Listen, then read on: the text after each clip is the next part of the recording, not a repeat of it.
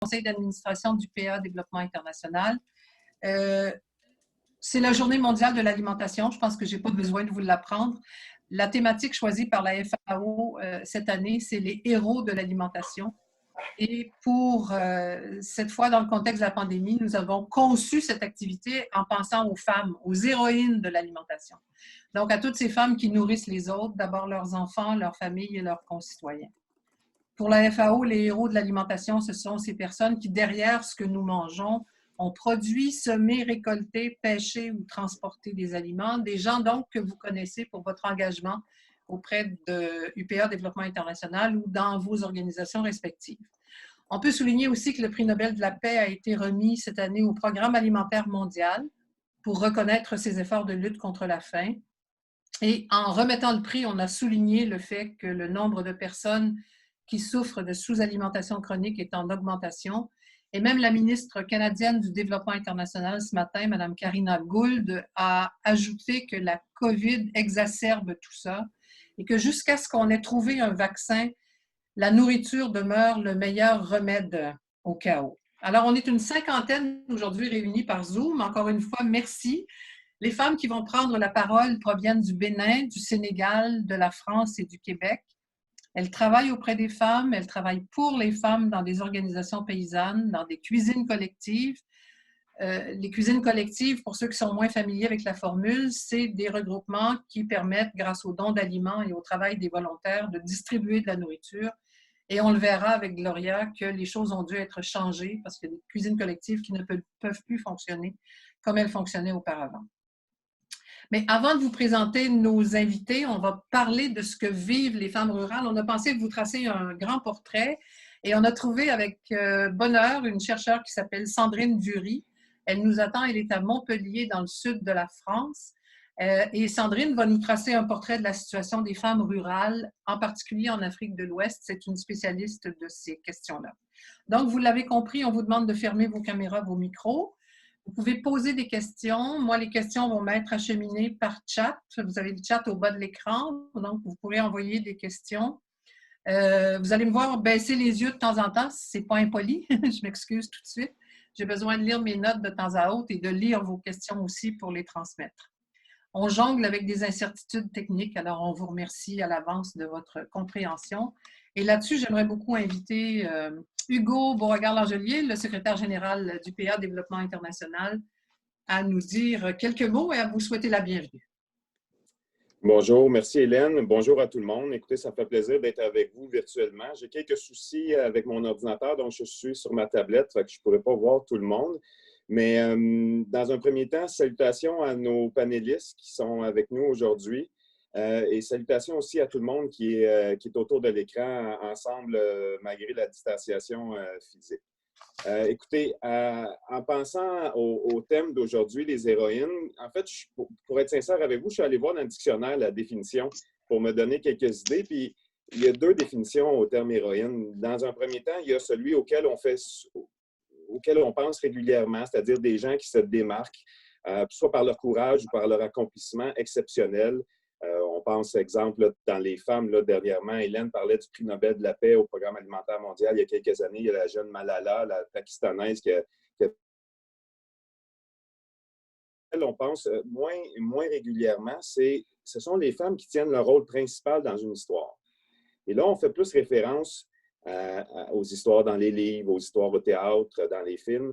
Et pour moi, quand on replace ça dans le contexte de l'agriculture et de la thématique d'aujourd'hui, c'est vraiment là, je crois, que les femmes, elles se démarquent et elles sont les héroïnes.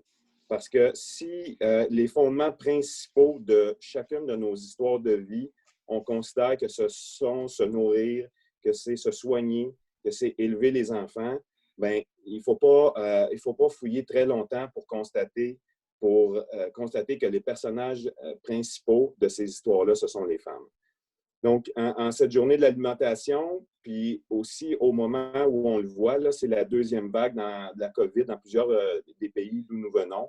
Je pense que le moment est opportun pour rappeler le rôle principal de ces histoires d'héroïnes, tant au niveau de l'agriculture que dans plein d'autres domaines, entre autres au niveau de la santé, parce qu'on ne peut pas l'oublier en période de pandémie. finalement, je ne veux pas prendre trop de temps parce que, bon, je suis l'homme parmi le groupe de femmes et je veux vraiment laisser la parole à toutes les femmes qui sont avec nous aujourd'hui. Juste saluer le travail pour l'organisation de cette journée-là, entre autres là, de Cassandre, de Ingrid et de Hélène, qui ont préparé le panel et qui ont préparé l'activité d'aujourd'hui. Puis j'en profiterai aussi pour saluer, je ne sais pas s'il y en a qui sont avec nous aujourd'hui, mais Affaires mondiales Canada, qui est le principal bailleur du PA Développement international. Mais je pense qu'au-delà d'être un bailleur de fonds, c'est aussi un partenaire qui s'inscrit dans le dialogue. Puis, je m'explique. En fait, Affaires mondiales Canada, il y a quelques années, ils ont publié les nouvelles lignes directrices, les nouvelles orientations de l'aide publique au développement du gouvernement canadien. C'est traduit par la politique d'aide internationale féministe du Canada. Et en ce sens-là, les réflexions au niveau du PADI, je crois, de plusieurs autres organisations de coopération internationale, en fait, nos organisations ont été amenées à réfléchir davantage à quel rôle jouent les femmes et comment on peut davantage les appuyer dans nos activités avec nos partenaires. Donc, et je terminerai en disant que cette activité est d'ailleurs une des activités qu'on réalise dans le cadre de notre programme Réseau AgroInnov, où on veut permettre de partager, de sensibiliser le public québécois, le public canadien à la réalité que nos partenaires vivent, mais aussi à travers les actions que PADI pose auprès de ses partenaires dans les différents pays où on intervient. Alors, sur ça, je m'arrête et je laisse la parole aux dames présentes avec nous aujourd'hui. Merci beaucoup, Hugo. Merci. Alors, je voudrais maintenant vous présenter rapidement, pour un premier petit tour de table, les femmes qui vont intervenir. Donc, je vais leur demander à chacune de se présenter. Peut-être Yaram Fall, au Sénégal. Alors, Yaram, si vous vouliez nous dire quelques petits mots d'introduction. Bonjour, bienvenue. Merci beaucoup, Madame Hélène. Et d'abord, toutes mes excuses par rapport à la journée d'hier. Je voulais vraiment intervenir au nom du Collège des femmes du Saint-Cyr, mais ici, on avait organisé la journée de la femme rurale et ça m'était très impossible de pouvoir bouger. Donc, je présente toutes mes excuses à mes amis et sœurs des agricultrices du Québec. Et tout d'abord, je me présente. Je m'appelle Yaram Fall. Je suis dans le secteur de la pêche, plus particulièrement dans le secteur de la transformation des produits halieutiques. Et j'appartiens à une fédération qu'on appelle la FENAGIPECH, la Fédération nationale des GIE de pêche du Sénégal, dirigée par le président Samba Gueye. Merci beaucoup. Merci, merci Yaram. À plus tard, avec grand plaisir. Louise, et vous êtes toute excusée pour hier, on comprend bien. Louise Erala, au Bénin maintenant.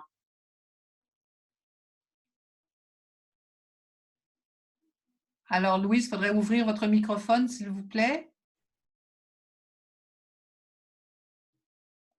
OK, on va lui laisser un petit peu de temps pour se brancher. Janine Messier, présidente des agricultrices du Québec.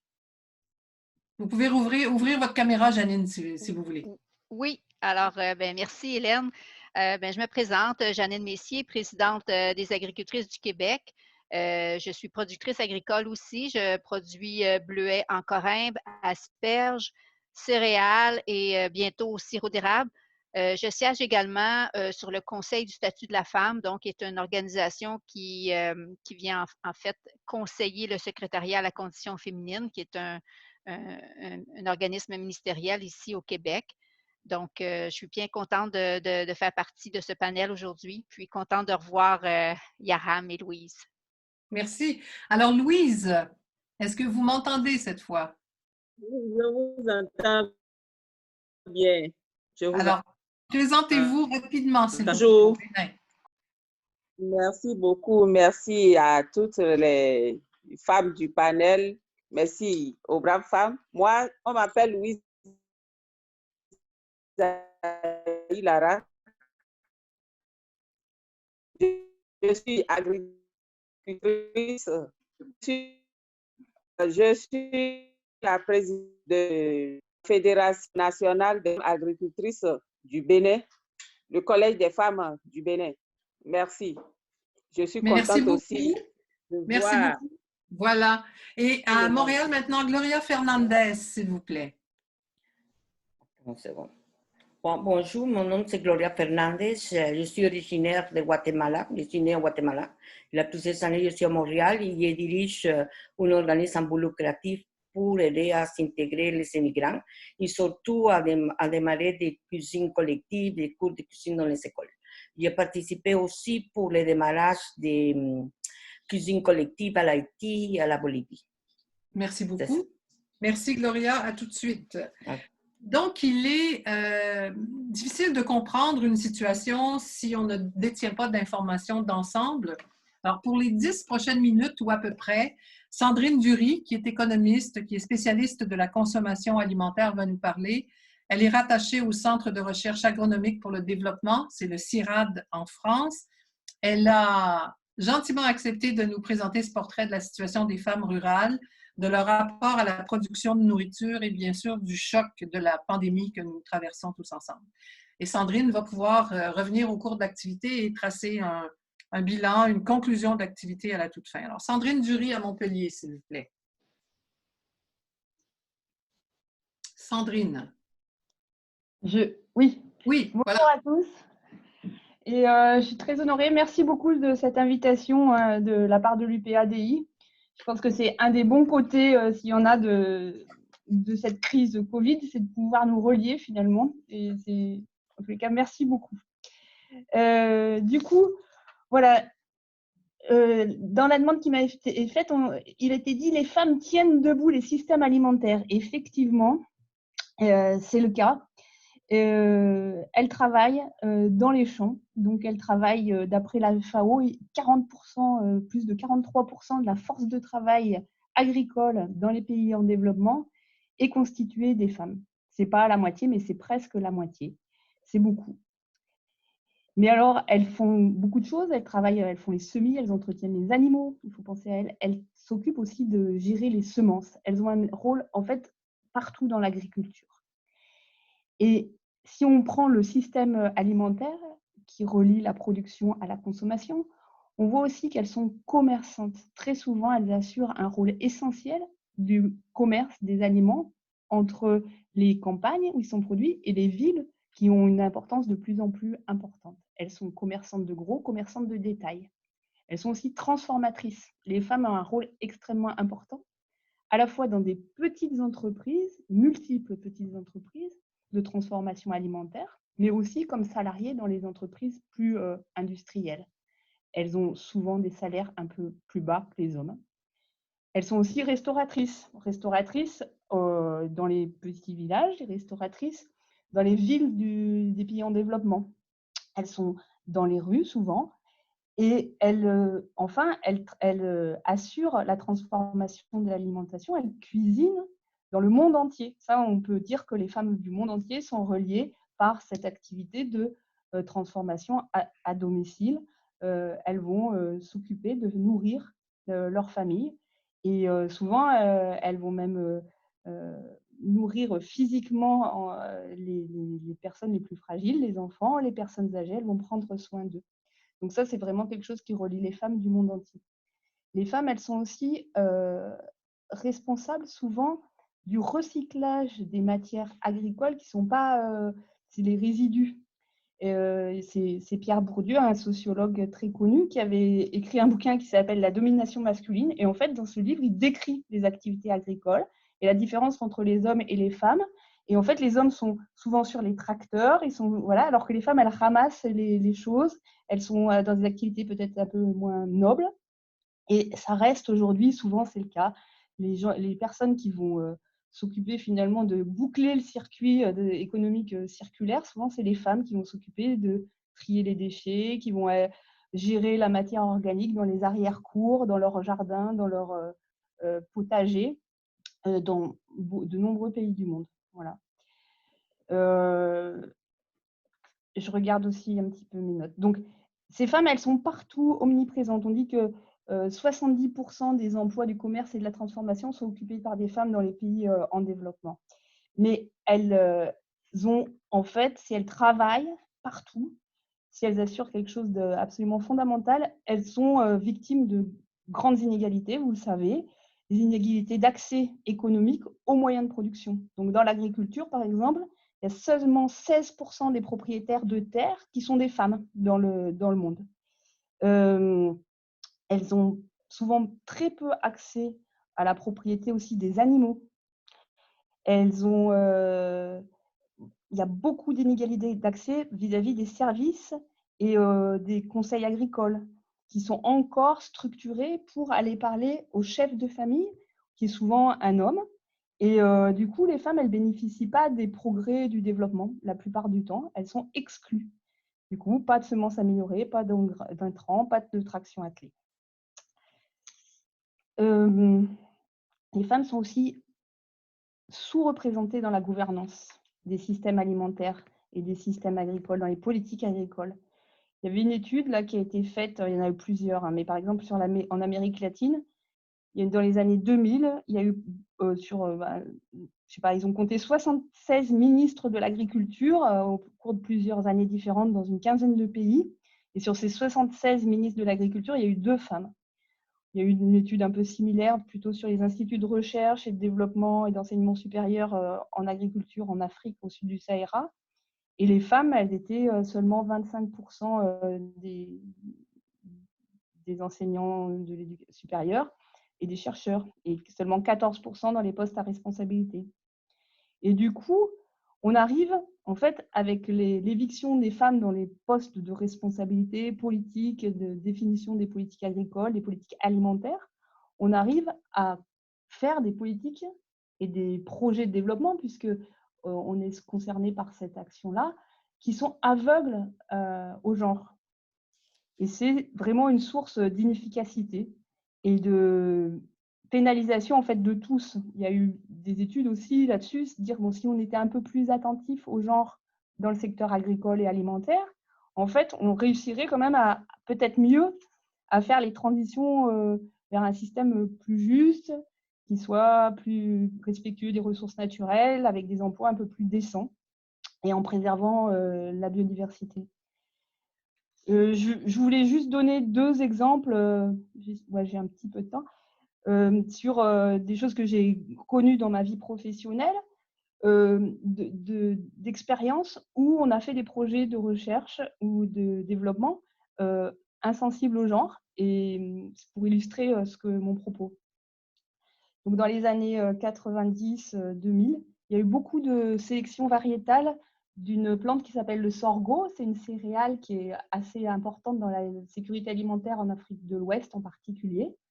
Les chercheurs se sont dit, bon voilà, on va améliorer la production, la productivité de cette plante, on va l'adapter à la sécheresse, etc. Et ils ont fait des programmes de sélection variétale qui demandent du temps et des investissements. Et en fait, les variétés qu'ils ont mis au point ne sont jamais passées parce qu'ils n'ont pas fait attention au fait que le sorgho, ça se cuisine, ça a des propriétés technologiques, des propriétés de transformation. Et ces qualités donc, qui sont plutôt du domaine des femmes, c'est-à-dire que c'est elles qui vont piler le sorgho, qui vont le cuisiner, les sélectionneurs, qui étaient des hommes, n'ont jamais même pensé à trop les questionner. Ça change, c'est compliqué à faire, ce n'est pas forcément quelque chose qui est immédiat dans toutes les sociétés et parmi les chercheurs. Ça, c'était un premier exemple. Et le deuxième exemple de lequel je voulais parler, c'est une zone aussi où j'ai travaillé, qui est au sud du Mali et puis à l'ouest du Burkina Faso. C'est une zone cotonnière, qui est une zone où on peut dire que le développement a bien fonctionné. C'est-à-dire que le développement agricole en relatif, c'est une zone où on a réussi à produire du coton, à produire du maïs à grande quantité. On produit vraiment presque 2 fois plus que le minimum nécessaire pour vivre en céréales.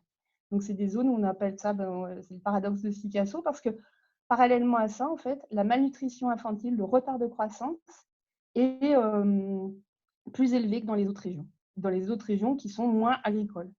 Et ça, c'est une des causes de cette mauvaise performance au niveau nutritionnel, en particulier pour les enfants, qui sont vraiment pas en très bonne santé finalement, c'est que les mamans ont été un peu entraînées à travailler dans l'agriculture et du coup, en fait, elles ont moins de temps de s'occuper de leurs enfants, moins de temps pour faire à manger, l'alimentation est de moins bonne qualité et elles ne bénéficient pas non plus du revenu de leur travail.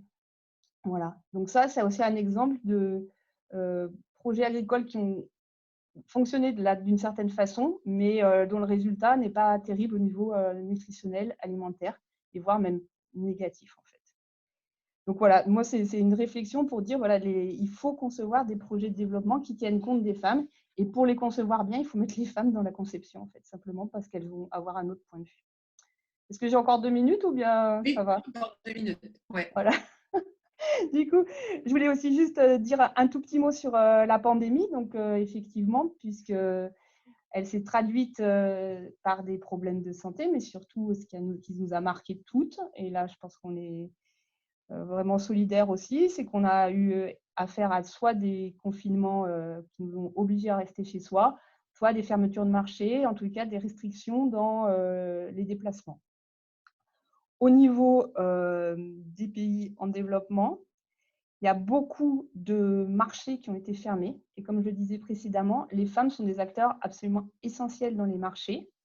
Et dans certains cas, en fait, elles ont beaucoup souffert, en fait, parce que elles-mêmes, ces femmes qui travaillent sur les marchés, sont souvent des femmes de conditions modestes. Et donc, elles n'ont plus eu accès à leurs revenus. Elles ont perdu donc leur emploi et leurs revenus.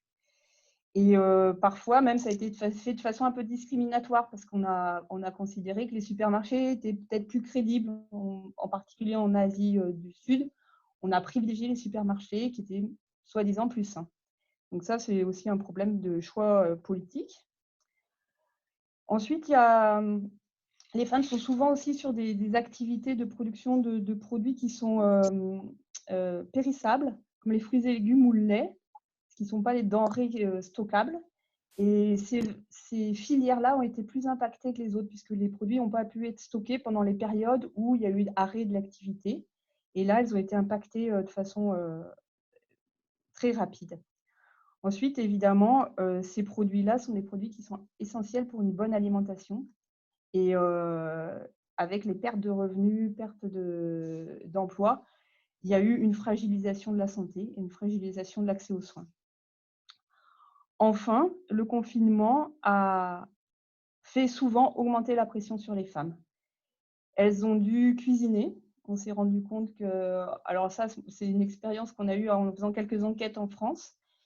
Mais je ne vois pas pourquoi ce serait pas pareil ailleurs. Beaucoup se sont plaintes qu'elles ne pouvaient plus… Elles devaient toujours cuisiner, en fait. Et que l'accès à la restauration collective, par exemple les restaurants de cantine, ou bien d'entreprise, ou bien les restaurations de rue, en fait, tout ce travail qui était fait par d'autres femmes, en fait, maintenant, c'est elles, à domicile, qu'elles devaient assurer ça. Et puis, il y a eu une augmentation aussi souvent de la violence domestique, qui est, hélas, une réalité qui a été un peu exacerbée pendant le confinement. Voilà, comme introduction, ce que je pouvais vous livrer. Et maintenant, je suis sûre que vous allez donner des exemples de bonnes choses qui se sont passées aussi, parce que je sais qu'il y a eu beaucoup d'expériences magnifiques. Et on a assisté à quelques-unes aussi en France de prise de contrôle et de réactions très positives de groupes de femmes, entre autres. Merci. Merci Sandrine, à plus tard. Donc, on va diviser la discussion en 3 parties, si vous voulez. Et j'aimerais entendre Yaram et Louise parler de la réalité du premier choc de mars dernier. Sandrine vient de parler de la difficulté d'accès au marché. À Yaram, je repense à la FENAGIPêche à Saint-Louis, où les femmes viennent pour acheter et transformer le poisson et repartir avec.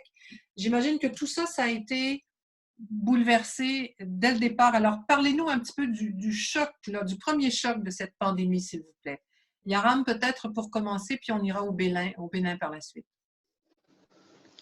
Oui, bonjour à tout le monde.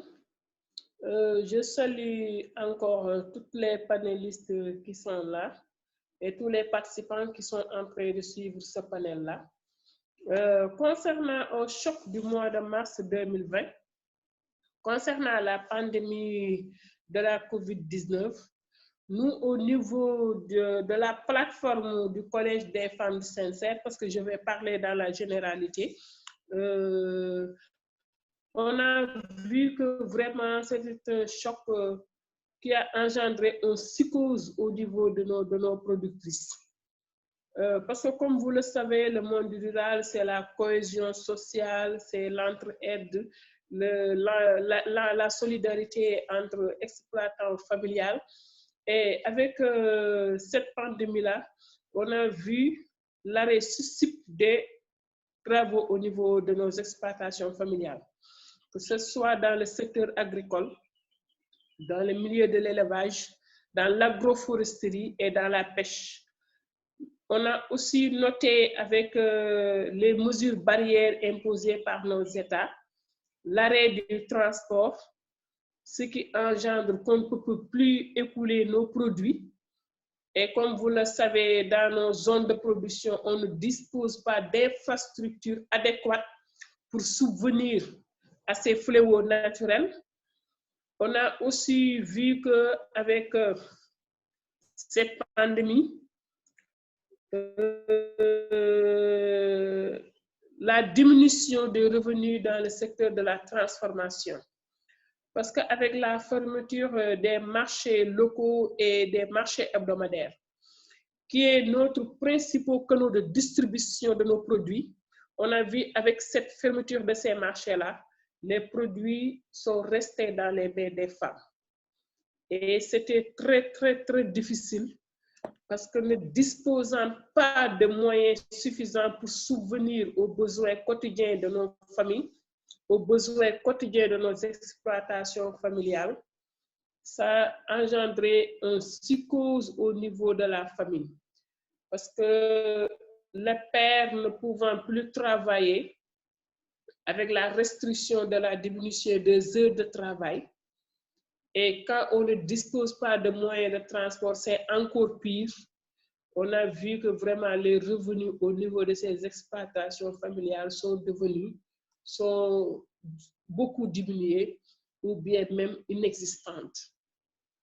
Mais en plus de ça, comme vous le savez, à chaque préparation de la campagne agricole, les femmes empruntaient de l'argent au niveau des institutions financières. Et quand elles ne produisent pas, elles ne parviennent pas à écouler, les produits stagnent dans leurs mains.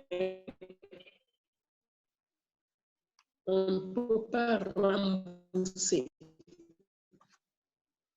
Alors, Yara, oui, on commence à avoir des difficultés de communication. Restez là, on va y revenir. On comprend bien toute la complexité des enjeux. Oui. Janine Messier, du côté des agricultrices du Québec, on sait que les échelles sont différentes, mais on sait ici que la détresse a augmenté dans les campagnes, qu'il y a eu des programmes d'aide, mais que savez-vous plus précisément de la réalité des agricultrices, de ce premier choc de pandémie pour les agricultrices? Bien, merci.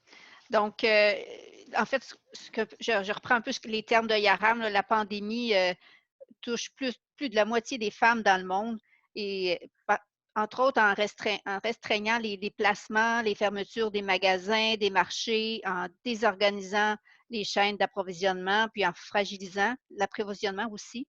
Et vient ensuite la pénurie de main-d'œuvre. Je dirais qu'au Québec, la première production qui a un peu encaissé le premier choc, c'était la production de sirop d'érable.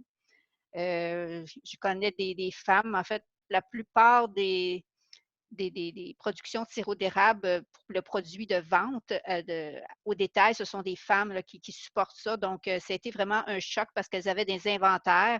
Parce qu'ici, au Québec, on offre des repas à base de sirop d'érable et c'est vraiment une bonne période de revenus pour ces personnes-là. Donc, ça a été vraiment un choc assez subi et drastique, là, avec pas de revenus-y, comme on pourrait dire. Donc, ça, je dirais qu'au Québec, ça a été le premier choc. Est venu ensuite la crainte de la pénurie de travailleurs étrangers parce qu'on était en mars. Donc, la la sériculture, tous les travaux de production en serre étaient un peu sous pression. L'horticulture, alors c'était, je dirais, le deuxième source de stress là, par rapport à la fermeture de tout. Et ça s'est avéré exact, là, plus la saison a avancé. Donc, je ne sais pas si on va avoir le temps d'en reparler plus tard, mais c'était quand même avec des hauts et des bas, des champs complètement détruits parce que faute de main-d'œuvre pour les récolter. Donc, ensuite est venue la santé et sécurité des enfants parce que là, les enfants restaient à domicile. Donc, les parents devaient faire l'école à la maison. Donc, sur une ferme, on ne reste pas toujours dans la maison. Des travaux au champ, des travaux au bâtiment. Donc, il y a eu une petite insécurité au point de vue de la santé et sécurité des enfants. Donc, voilà, c'est un peu un résumé. Et j'entendais hier à Thiès, lors de la table ronde, que l'impact sur les femmes au champ ont eu un impact sur les femmes dans les grandes villes à cause de tout ce phénomène-là de restriction. Merci. Merci, Janine. Louise, au Bénin maintenant? Oui, merci bien. C'est vrai qu'au Bénin, vraiment, ça fait un grand choc pour nous, les femmes agricultrices, parce que vous savez que c'est l'agriculture qui nous nourrit en particulier. Donc, quand la pandémie est arrivée, il y a la fermeture des frontières d'abord, qui a fait qu'on ne peut plus écouler nos produits vers les autres pays ou villes. Mais ce qui a encore fait causer le drame, c'est qu'il y a encore un cordon sanitaire qui a été installé où on ne peut plus quitter nos villages pour aller vers l'autre village. Ce qui a fait qu'il y a mévente, les produits n'écoulent plus bien comme on le souhaite. Il y a diminution des produits parce qu'il faut échanger les produits quand bien même nous, on produit, on ne peut pas produire tout. Il faut acheter de l'autre côté. Donc, il y a rareté des produits. Il y a bradage de nos produits on est obligé de brader pour pouvoir acheter plus cher le produit qui ne peut pas quitter l'autre village ou l'autre ville pour venir vers nous. Donc, il y a endettement des femmes, les femmes qui ont fait des emprunts auprès des institutions de microfinance qui ne peuvent plus payer, honorer leurs engagements. Elles sont obligées maintenant de s'endetter ou de brader leurs produits pour pouvoir faire face à leurs engagements. Il y a pénurie de main-d'œuvre. Il n'y a plus de main-d'œuvre parce que l'autre ne peut plus quitter son village pour venir vers nous. Donc, il y a aussi la santé des enfants, des âgés, tout ça là, qui a fait que vraiment ça fait un choc pour nous. Et jusqu'à aujourd'hui, on est encore dedans, on ne s'en sort pas comme on le souhaite, mais il faut dire que Dieu est là. On est en train de s'habituer petit à petit à l'événement. Donc, c'est peut-être ce que je peux vous dire pour le moment. Oui, on va y revenir. On va y revenir, Louise. On va parler de la situation actuelle un petit peu plus tard. Mais j'aimerais maintenant me tourner vers Gloria Fernandez à Montréal. Donc, Gloria, dans Parc Extension, un quartier multiethnique, 32 000 personnes, c'est une ville pratiquement dans la ville. Et là, tout d'un coup, arrive cette situation et les femmes dont une partie de l'alimentation dépend de l'entraide, de votre organisation, du communautaire, se retrouvent un peu devant rien. Donc, il y a des choses qu'on vient d'entendre, augmentation du coût des aliments, isolement, enfants à superviser parce qu'il n'y a pas d'école, etc. Les femmes vivent tout ça à Montréal, en pleine ville aussi. Oui, moi je trouve que la situation de COVID-19 a aggravé la situation pour les plus vulnérables. Parce que déjà les gens étaient dans l'intégration et l'isolement des gens. Nous, l'activité cuisine collective pour plusieurs femmes tout à coup qui a arrêté la cuisine collective, ça les a frappé beaucoup. Ils se trouvent dans la maison à nourrir tout le monde, comme dit tantôt une femme, à produire et à produire de la nourriture toute la journée, toute la famille dans la maison. Des fois, c'est la majorité des parents ont perdu son travail. Ils voient cette réalité. Des fois, pour beaucoup d'immigrants à Canada ou par extension, c'est un choc comme si c'était la catastrophe naturelle ou la guerre qu'on a vécue parce qu'il y a beaucoup de réfugiés politiques. Ça est devenu des souvenirs. Les gens sont dans la détresse, dans le stress, dans la dépression, dans l'anxiété. On reçoit à peu près une quarantaine d'appels par jour. Il a fallu écouter tout le monde. Il ne faut pas se persuader que tout le monde dans les cultures différentes vont persuader les choses de la même manière que tout le monde. Il a fallu sensibiliser qu'il faut que prendre soin de la famille, l'hygiène et la salubrité dans les maisons, les laver des mains, les porter les masques. Il y a eu beaucoup de morts aussi dans le COVID-19 chez les immigrants. À par extension, les gens vivent avec ces situations.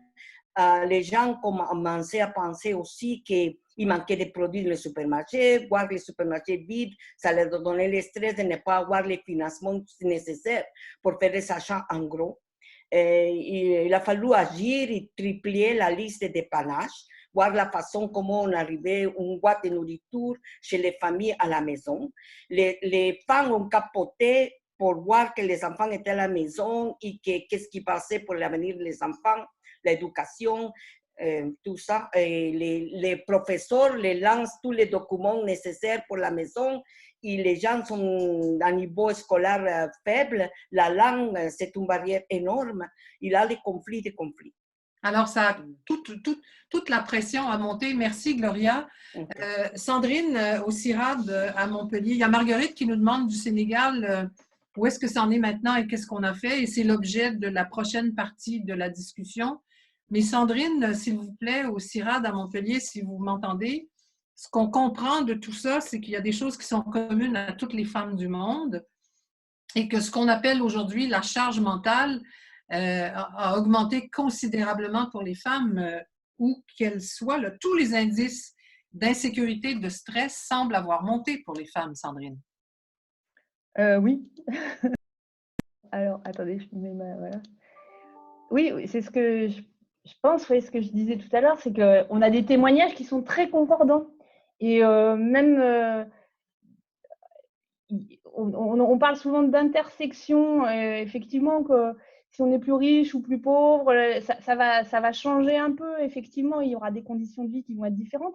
Mais là, les gens ont été un peu égalisés, en fait. Et même, à part quelques vraiment exceptions d'ultra riches, bah, tout le monde s'est retrouvé à devoir faire la cuisine chez soi, à supporter sa famille, et parfois avec bonheur, mais parfois pas facilement, quoi. Et le stress a augmenté. Alors, effectivement, c'est plus dur pour certaines personnes qui sont peut-être dans une maison, voilà. Mais ça a rapproché finalement les femmes du monde entier, il me semble.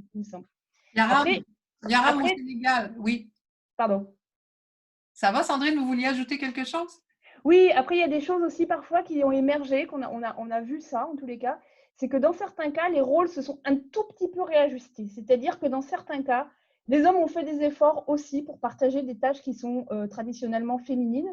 Et on a vu aussi des femmes qui se sont dit, bah, moi aussi, je prends en charge des rôles plutôt masculins, parce qu'il fallait bien sortir faire les courses, et qui ont fait ça. Et il y a eu des expériences aussi de modification des rôles. Oui, une tentative d'en arriver à des rôles plus égalitaires. Et bien là-dessus, je vais vous inviter, Christelle, je vais vous demander de vous préparer à diffuser la capsule. Christelle, si c'est possible de faire ça pour nous. Donc, UPADI a produit une série de capsules sur et avec les femmes. Alors, vous allez voir maintenant France Demers parler de conciliation travail-famille. France Demers est une productrice laitière qui a accompagné la mission des femmes au Sénégal. Et elle va donc nous parler. C'est une de celles qui, comme Janine l'a décrit, a été très touchée parce que quand on est rentré du Sénégal à la fin du mois de janvier, elle était dans les préparatifs de sa cabane à sucre.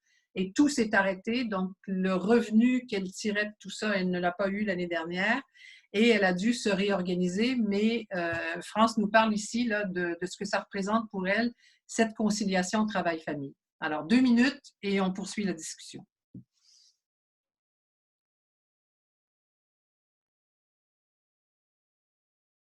Christelle, est-ce que ça fonctionne?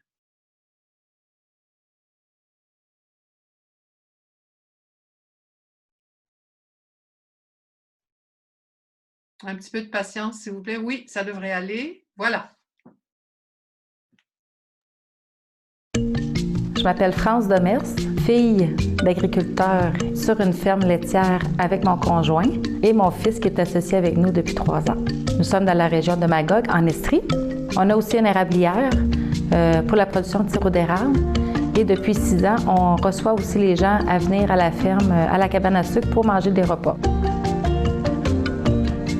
J'ai été épatée de voir la beauté des gens, le sourire, l'ambiance, la grande capacité des femmes à s'organiser entre elles. On les appelle les femmes aux 1000 bras. J'ai eu la chance de parler avec une Sénégalaise, Aïda, qui me racontait que son mari est décédé quand il était quand même assez jeune et les enfants étaient jeunes.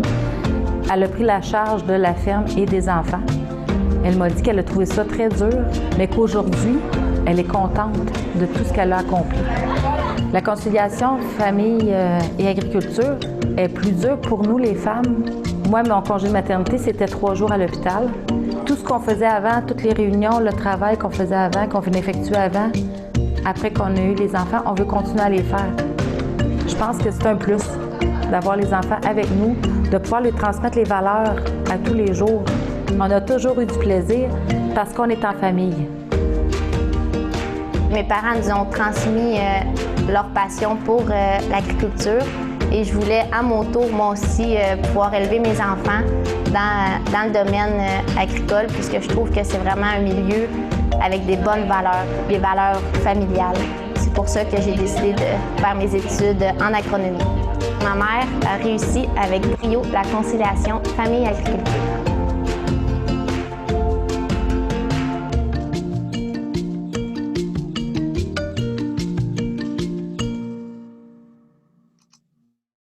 Et voilà pour le témoignage de France Demers.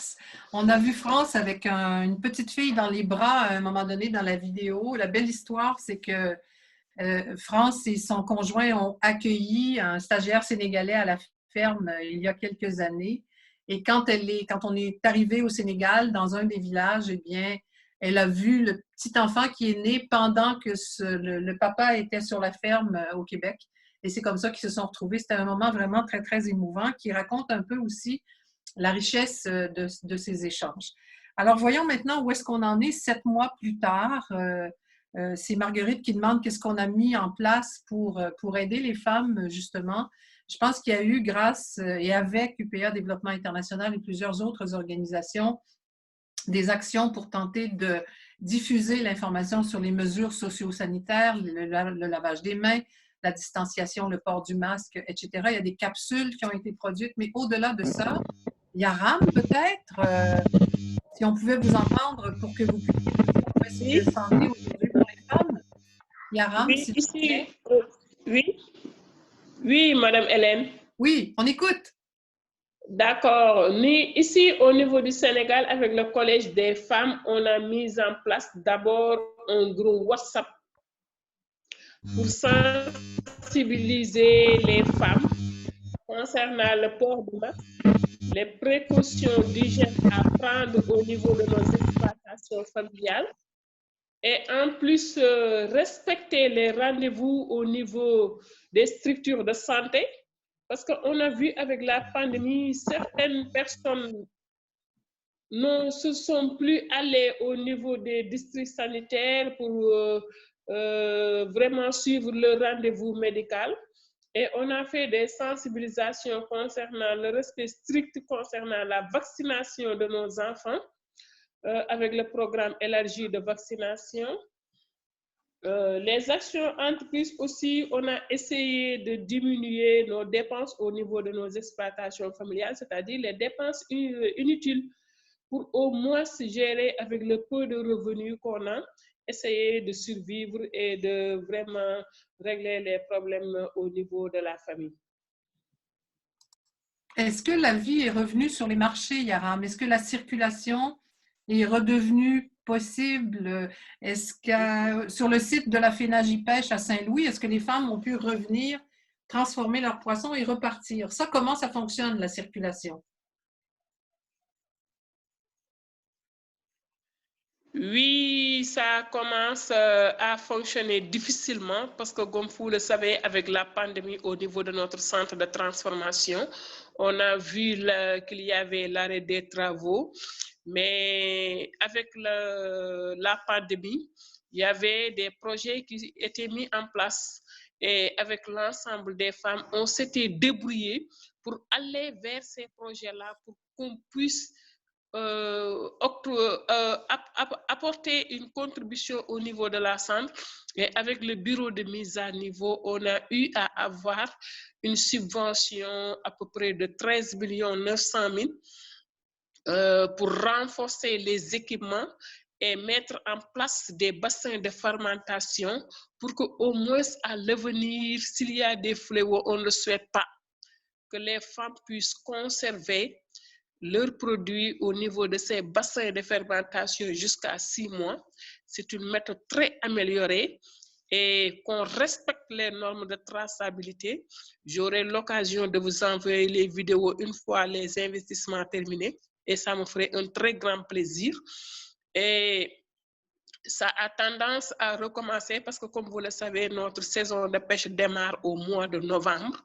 Et les femmes, avec cet appui-là, on a mis en place un fonds de relance pour appuyer quelques femmes. Ce ne sont pas toutes les femmes, mais on a pu appuyer au moins une 50aine de femmes pour relancer les activités parce qu'avec la pandémie, vraiment, ces femmes-là, c'était très, très, très difficile. Oui. Oui, Louise au Bénin, vous avez dit que la crise était encore très marquée, que c'était difficile. Alors aujourd'hui, 7 mois plus tard, comment ça se passe? Est-ce qu'il y a eu tout de même quelques progrès ou les femmes sont toujours aussi isolées qu'elles l'ont été au début de la pandémie? Oui, je vous dirais oui, parce que actuellement, il y a, comment on dit, il y a les sensibilisations sur les mesures de barrière qui continuent. Vous me recevez? Oui, oui, nous vous recevons. Nous vous entendons bien. Continuez. Les mesures barrières qui continuent avec le respect des règles d'hygiène. Et on a pu faire une formation sur l'éducation financière pour pouvoir quand même amener les femmes à limiter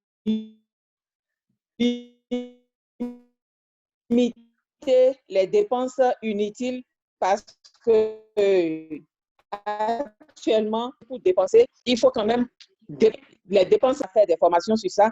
Il y a l'organisation des séances de dégustation des produits locaux parce qu'on a compris aujourd'hui qu'il faut quand même faire la promotion de nos produits locaux.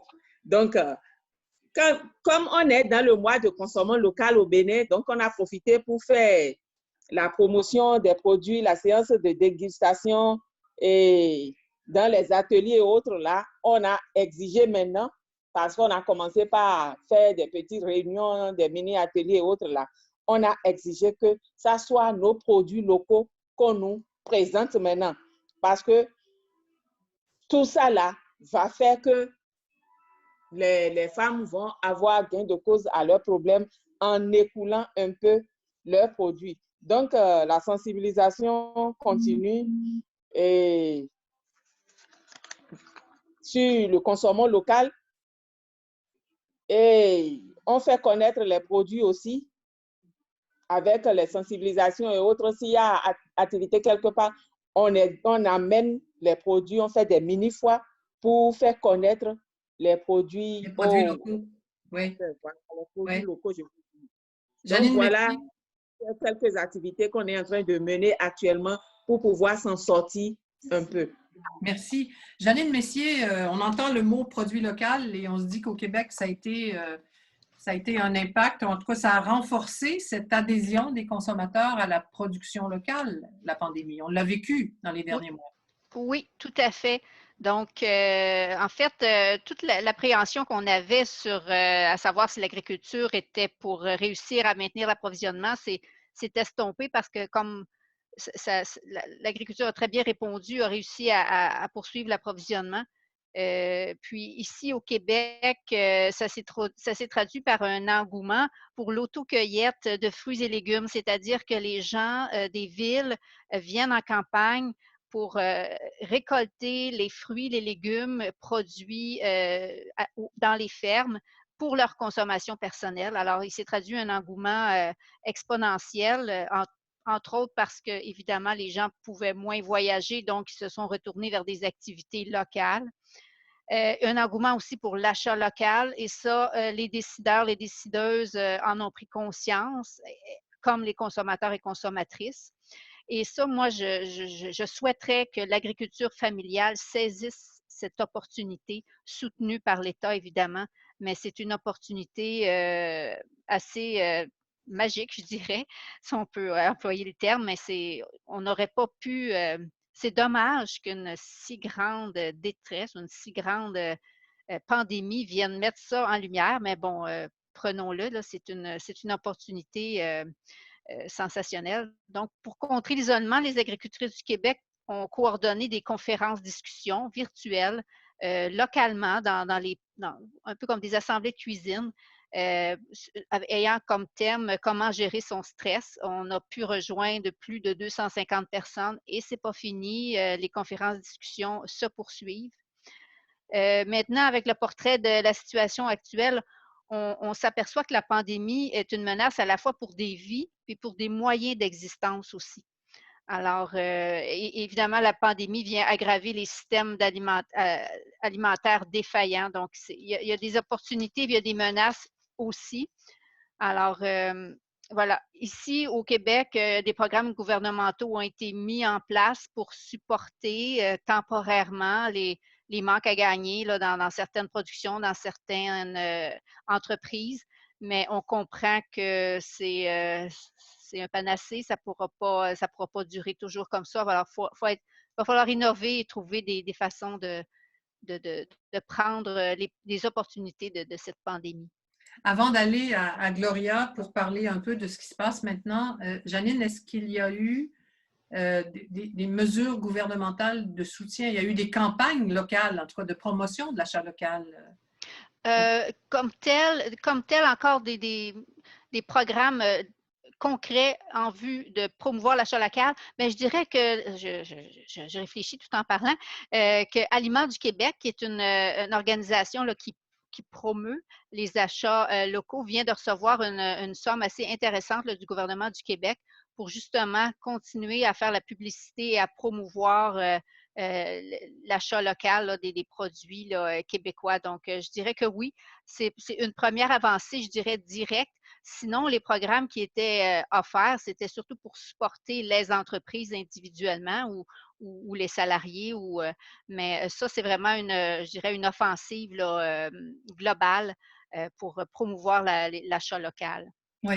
Alors, j'ajouterais qu'il y a, Janine, ça me fait penser qu'il y a également de la promotion ou du travail qui va se faire pour que les agriculteurs, les exploitations agricoles puissent fournir des aliments au système scolaire, au réseau de garderies, aux hôpitaux. Alors ça, c'est une brèche là, qui vient de s'ouvrir pour ce qui est de la production locale. Gloria, maintenant, où est-ce que vous en êtes aujourd'hui? Avez-vous pu réorganiser la distribution alimentaire? Comment ça fonctionne? Il n'y a plus de cuisine collective, mais il y a encore du dépannage et il y a de l'aide qui est apportée aux familles et aux femmes. Elle dit que je ne peux pas allumer mon vidéo. Bon, en réalité, nous, on était obligés de restructurer et aménager nos activités. Pas à pas, on a triplé, on a augmenté la liste de dépannage et on a mis un système de livraison chez eux. on a des livreurs bénévoles, on a une camionnette. Et on a créé un système aussi de rendez-vous pour les gens. Mais il a fallu aussi créer un guide pour respecter les règles de sécurité, l'hygiène et la manipulation des aliments. Et on a redémarré les groupes de cuisine avec 4 personnes à la fois en place de 8. Et les 4 personnes vont faire la cuisine pour eux et les autres 4 familles. C'est comme une production comme ça. Et il a l'animation, on essaie de surveiller tout le monde. C'est vrai que les cuisines collectives, les gens les manquaient beaucoup, mais on va petit à petit.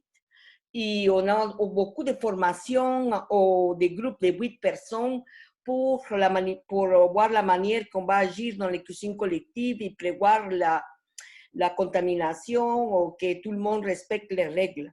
Il a aussi un soutien téléphonique avec mes membres dans sa langue maternelle. Nous on a organisé une concertation, une cellule de crise de sécurité alimentaire avec les groupes en sécurité alimentaire.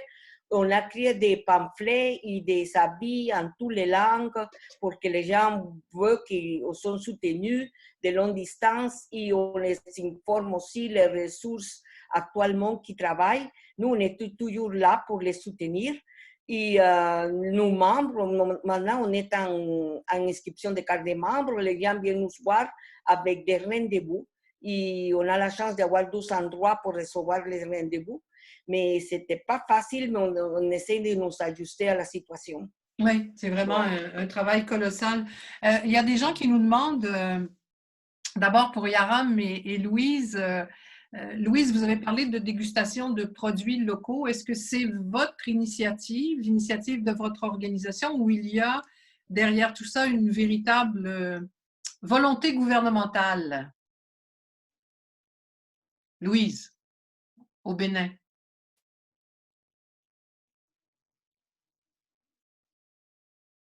Le micro, voilà. Notre réflexion à nous-mêmes. Bon, le mois d'octobre est décrété comme le mois de consommation local. Hein? OK. Pas le gouvernement, bien sûr, mais nous-mêmes, on a dit il faut commencer par faire connaître nos produits pour que les gens s'habituent un peu, parce qu'on ne peut pas toujours dépendre de l'extérieur. Vous voyez, donc, on a dit, si on peut commencer petit à petit à faire connaître les produits, peut-être que ça va prendre. Aujourd'hui, il y a la fermeture des frontières et autres. Donc, le produit ne peut plus dépasser la frontière et de l'autre côté aussi, ils ne peuvent plus amener leurs produits vers nous. Donc, si ce qu'on a, on essaie quand même de faire sa promotion, nous, on a vu que ça peut prendre. Et puis, ça va rentrer peut-être les intellectuels, les bureaucrates, bon, je ne sais pas, qui ont l'habitude de consommer les produits de l'extérieur, ils vont quand même adopter nos produits. C'est ça qui a fait que on a mené cette réflexion-là. Oui. Yaram, une question pour vous au Sénégal maintenant. On nous demande comment les marchés urbains ont-ils pu être approvisionnés en aliments frais, en aliments tout court, étant donné la fermeture des routes et l'impossibilité pour les paysans d'accéder au marché?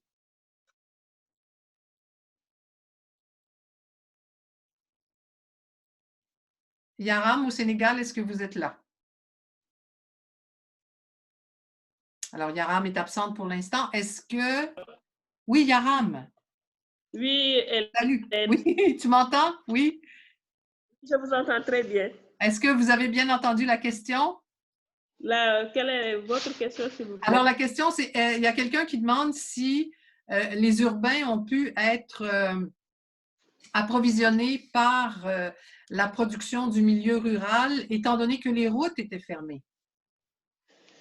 Oui, ça c'est un gros travail parce que non seulement on a célébré aujourd'hui la Journée mondiale de l'alimentation, en tout cas le Collège des femmes s'est engagé pour faire la promotion des produits locaux, mais on a vu avec la pandémie au niveau des villes, ça ne posait pas problème.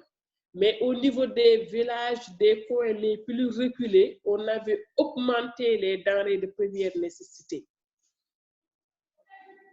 OK. Et Alors, ça a bien fonctionné pour approvisionner les villes, mais oui. le sens inverse ne s'est pas fait correctement. Les villages étaient plus à risque. Oui, c'est ça. Ce sont les villages et nos communautés rurales qui sont au fond du Sénégal qui posaient problème. Les habitants ne parvenaient pas à s'approvisionner parce qu'ils ne voyaient même pas les produits de première nécessité à cause de la fermeture des marchés, à cause des mesures concernant le transport, parce qu'il y avait l'arrêt des transports, les camions qui nous approvisionnaient ne circulaient plus. D'accord. Est-ce que maintenant, on peut, Yaram, tiens, je vais vous garder le contact, la communication est bonne.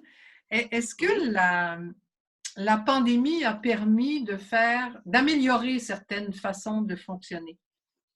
Oui, parce que beaucoup de leçons ont été apprises.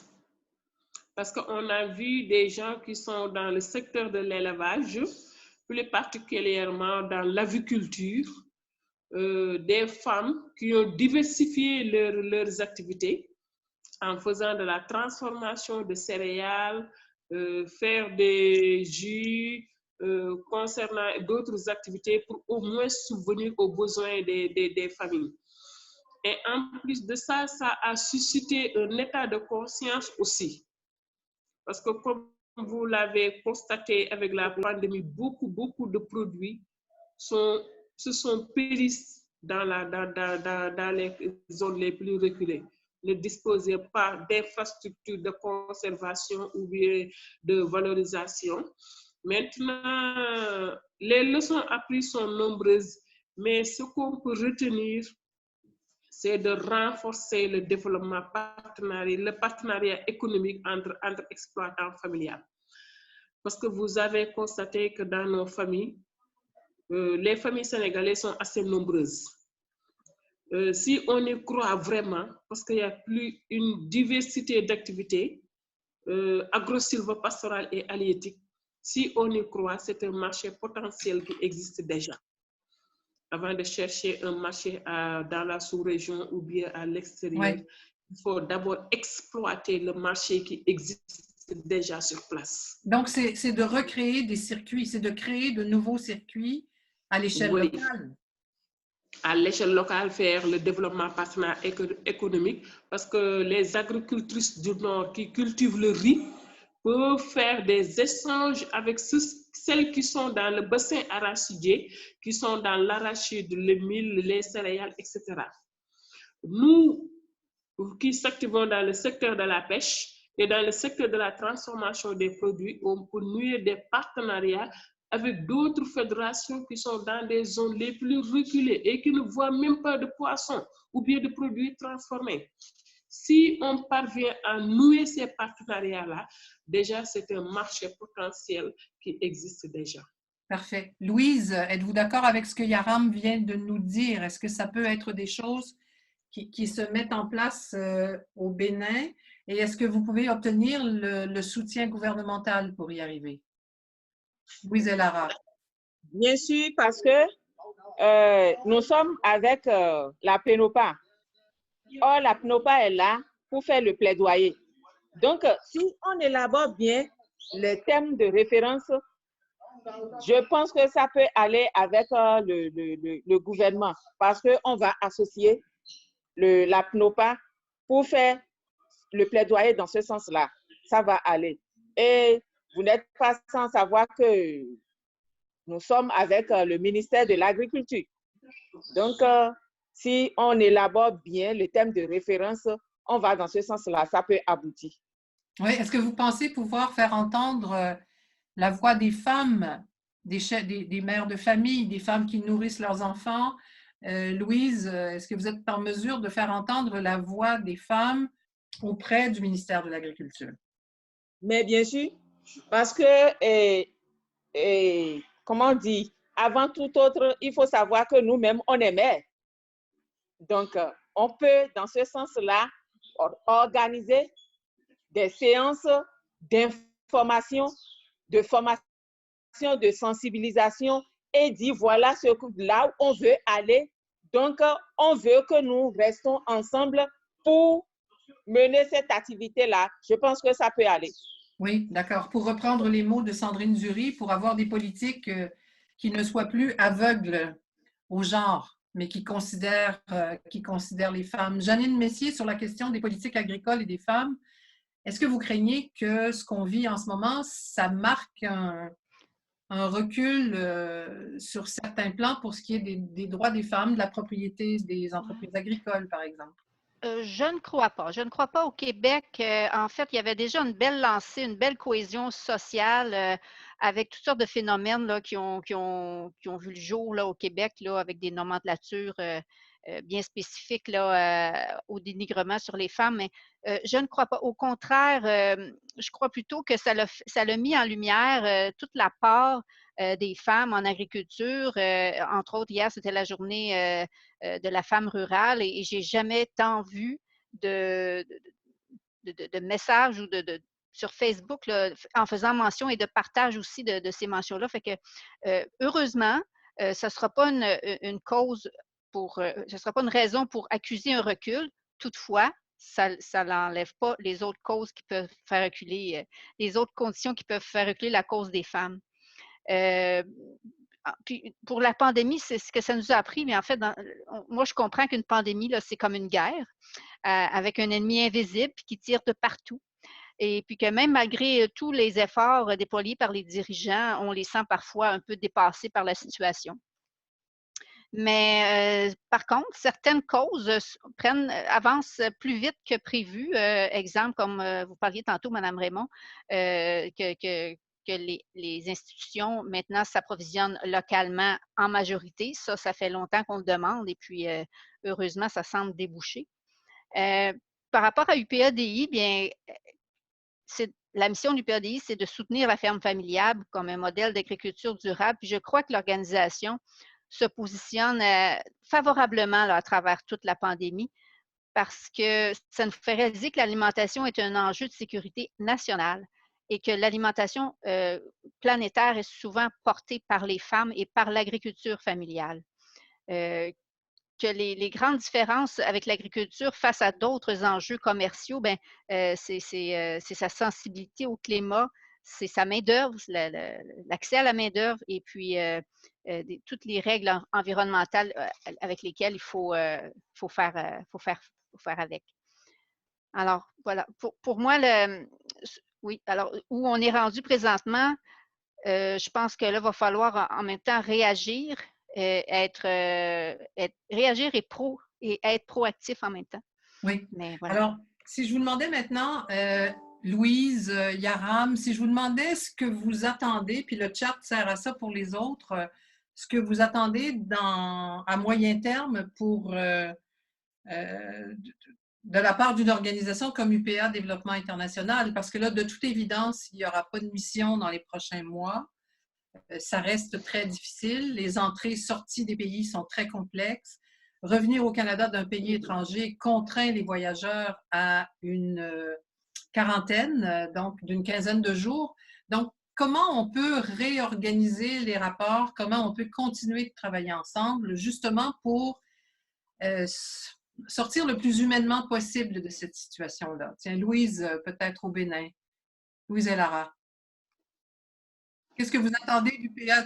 Qu'est-ce que vous attendez du PADI dans la mesure du possible? Oui, merci beaucoup. J'avais dit dans l'autre séance, on avait déjà eu une conférence en ligne avec l'UPADI il y a de cela 2 ou 3 semaines, je ne me rappelle plus. Il faut qu'on nous aide à élaborer le plan stratégique. Et le plan stratégique, là, ça va ressortir tous nos besoins. Deuxième chose, avec la communication, les nouvelles technologies et autres, là, on arrive quand même à échanger aujourd'hui. Je pense qu'en attendant qu'on ouvre les barrières, bon, je veux dire que vous fassiez des voyages et autres là, il faut quand même qu'on continue dans ce sens-là. on va toujours échanger par les vidéoconférences et autres là. Maintenant, après le plan stratégie et autres là, il faut élaborer aussi le manuel de procédure et autres là. Ça va nous aider maintenant à avoir une idée fixe de ce que nous voulons faire, et ça va être une boussole pour nous. C'est ça qui va faire que les actions qu'on va mener à long, à moyen ou à court terme, ça va nous aider quand même à se fixer par rapport à ces activités-là. UPADI est toujours avec nous, il travaille déjà avec nous, mais on veut que ça continue et maintenant prendre la préoccupation des femmes aussi en charge, parce que je vois que depuis toujours, l'UPAD travaille avec les organisations féminines et masculines et autres là. Il n'y a pas une activité spécifiquement femmes. Donc, moi, je veux que dans leur activité, maintenant, dans vos activités, vous créez quand même une rubrique femmes dedans. Voilà ce que je peux dire pour l'instant. Je pense que les réflexions continuent. D'ici à là, je vais rencontrer mes collègues. Je vais encore leur dire, il y a l'UPAD qui m'a demandé qu'est-ce qu'on peut faire pour remédier à la situation.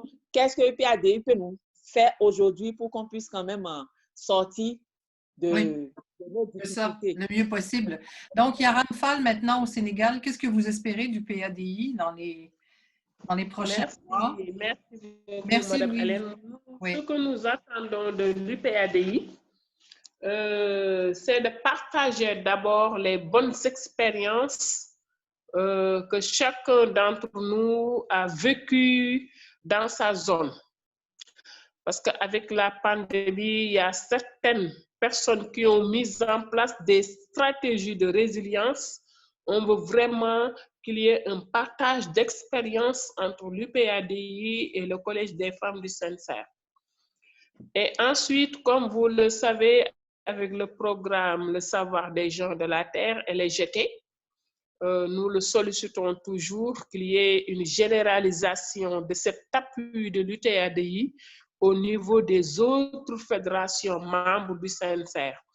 Parce qu'il y a peu d'organisations, il y a peu de fédérations qui en bénéficient avec ce programme-là. Mais je vais renforcer ma collègue, Madame Louise, que les femmes du Collège des femmes du Saint-Cerf puissent avoir des appuis au niveau de l'UPADI, parce qu'avec la pandémie de COVID-19, on avait élaboré un plan d'action d'ici 2020-2022. Mais avec la pandémie, on a déjà dégagé des axes prioritaires auxquels nous sollicitons l'appui et la contribution de nos partenaires leaders vraiment, et nous réintérons notre collaboration avec le CNCR, avec l'UPADI, avec les agricultrices du Québec. Merci, merci Yaram. Christelle, je vais demander qu'on prépare la prochaine capsule. On termine dans à peu près 10 minutes. Et en attendant, pendant que vous préparez ça, je veux juste un petit mot de Gloria Fernandez, s'il vous plaît, sur les cuisines collectives en Haïti, en Bolivie. Tout ça, ça doit continuer. Il faut trouver des façons de faire fonctionner des services qui existent ou qui ont existé. Ça fait partie des défis, selon vous, Gloria? Moi, je pense que oui, parce que je pense qu'on a bien commencé à les cuisines collectives à Haïti, à la Bolivie. Il y a eu beaucoup d'intérêt à nouvel démarrage des autres groupes dans d'autres régions. Les gens sont bien organisés sur place. Je pense que la UPAI devrait continuer à faire un soutien virtuel aussi, avoir plus de communication et aussi voir la possibilité de payer un soutien d'encadrement sur place en attendant que les autres missions arrivent, parce que sinon, il va y avoir une partie des travaux faits qui va tomber. Oui. Je pense qu'on avait avancé beaucoup. On avait avancé beaucoup avec les groupes de femmes. Et les femmes sont vraiment organisées. Ils sont lancés à faire des micro-entreprises pour faire la vente de pain, pour faire des plats pour des traiteurs. Les gens ont fait commencer à faire ses propres règlements, à faire son membership, à faire la publicité sur eux-mêmes. Je pense qu'ils ont avancé beaucoup, beaucoup en sécurité alimentaire, en autonomie alimentaire. Et aussi, ils ont avancé beaucoup à tout ce qui est la saine alimentation, des jardins familiales, des transformations de nourriture. Je pense que les projets qui n'est pas long, par exemple en Bolivie, et il n'y a pas longtemps, je trouve que c'est bien organisé, il ne faut pas les laisser tomber. Il ne faut pas les laisser tomber. Donc, il faut éviter de mettre des projets entre parenthèses et continuer. Wow. Merci. Alors, Christelle, est-ce que c'est prêt? Est-ce qu'on peut visionner la capsule? Et je vais inviter, pendant ce temps-là, on reconnaît notre chère Kumba, je vais inviter Sandrine à mettre un petit peu d'ordre dans ses notes pour qu'elle puisse nous parler quelques minutes tout de suite après. La capsule. Je suis Kumba Ngom, je viens du Sénégal. Je suis du CCPA, le cadre de concertation des producteurs agricoles, composé de groupements intervillageois. Je suis la vice-présidente de mon groupement, le groupement intervillageois des producteurs d'arachides agricoles de Ndofane. On a eu la chance de venir au Canada participer au stage de leadership féminin. J'ai vécu beaucoup de choses ici parce que j'ai vu ici beaucoup de sources d'inspiration. La jeune Josiane m'a beaucoup inspirée. Étant femme jeune, leader, et ce qui m'a beaucoup impressionné chez elle est qu'elle a pris la relève très tôt. Il faut qu'on insère les jeunes au niveau des organisations, surtout au niveau des instances. Si on ne fait pas ça, on va encourager les jeunes pour l'exode rural. Et si on peut lutter contre l'exode rural, il faut qu'on prépare la relève au niveau de la famille, au niveau de l'exploitation familiale et de laisser l'espace aux jeunes femmes. Au niveau des instances ou bien dans les groupements, la relève commence d'abord par soi-même. Il faut avoir confiance en soi-même d'abord, d'autant plus que tu es jeune, surtout jeune femme. L'agriculture est le métier le plus noble dans la vie. C'est nous, paysannes, qui faisons vivre les ministres, les députés, les présidents. Soyons fiers de ce que nous sommes. Je suis fière d'être paysanne et libre, à l'aise d'être paysanne.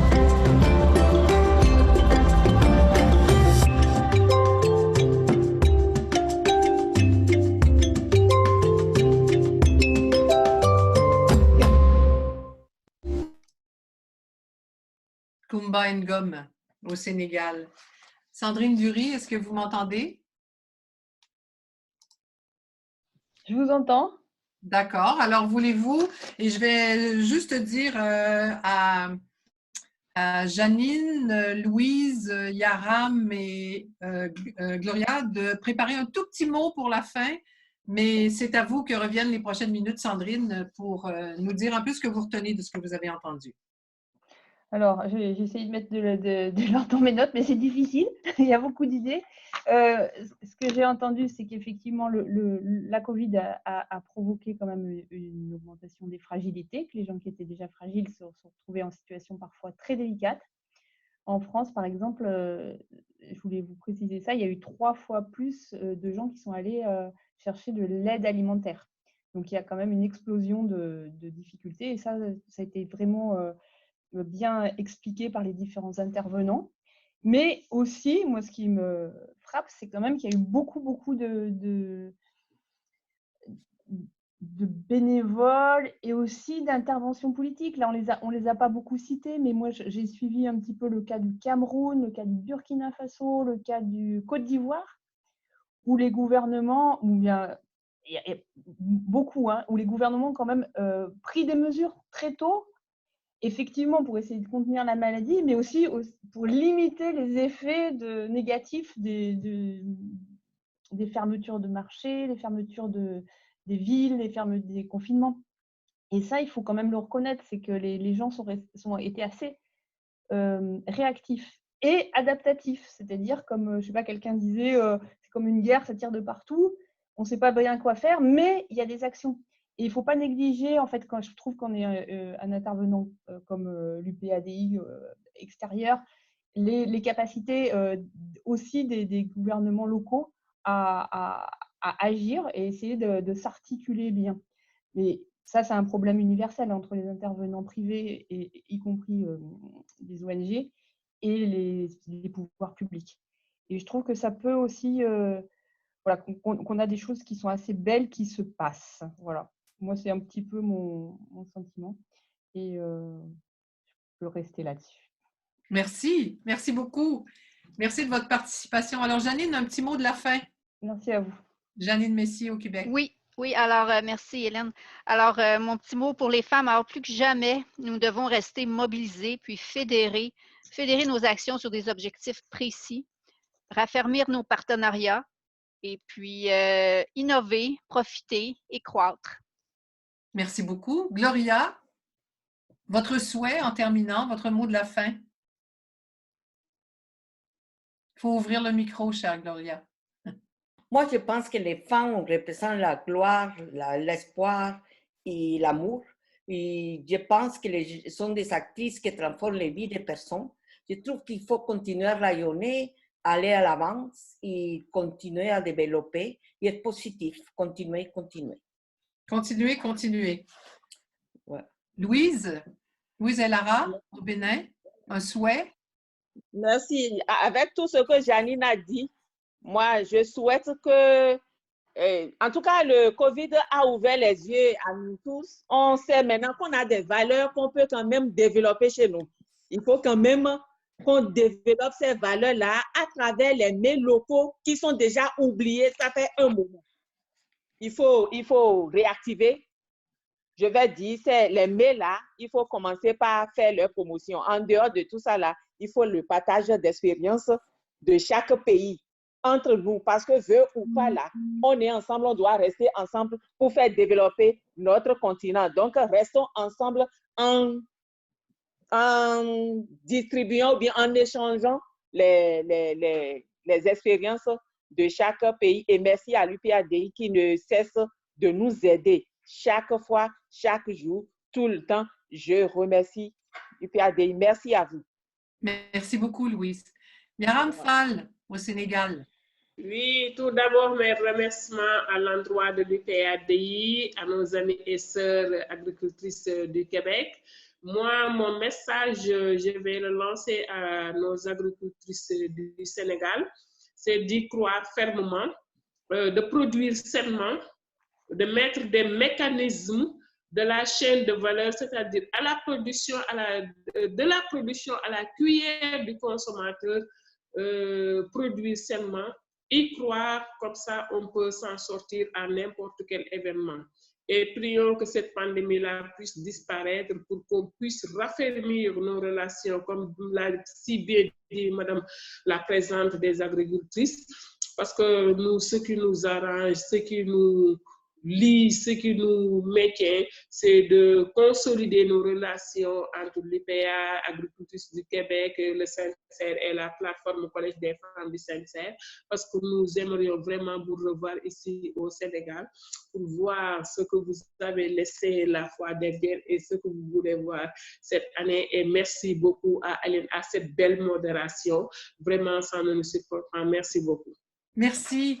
Merci beaucoup, Yaram, et merci tout le monde. Je veux simplement vous dire en terminant que la thématique du rapport annuel du PA Développement International cette année, c'est « Restons ensemble ». Alors, je pense qu'on vient de prouver dans les 90 minutes qui ont précédé qu'on est capable de rester ensemble. C'est à nous de continuer à le faire. Alors, aux 4 participantes, Gloria, Janine Messier, Louise Elara et Yaram Fall, un grand merci. Un autre très grand merci à Sandrine Dury pour sa collaboration au CIRAD et avec tout le monde, c'est une première, mais fort probablement pas une dernière.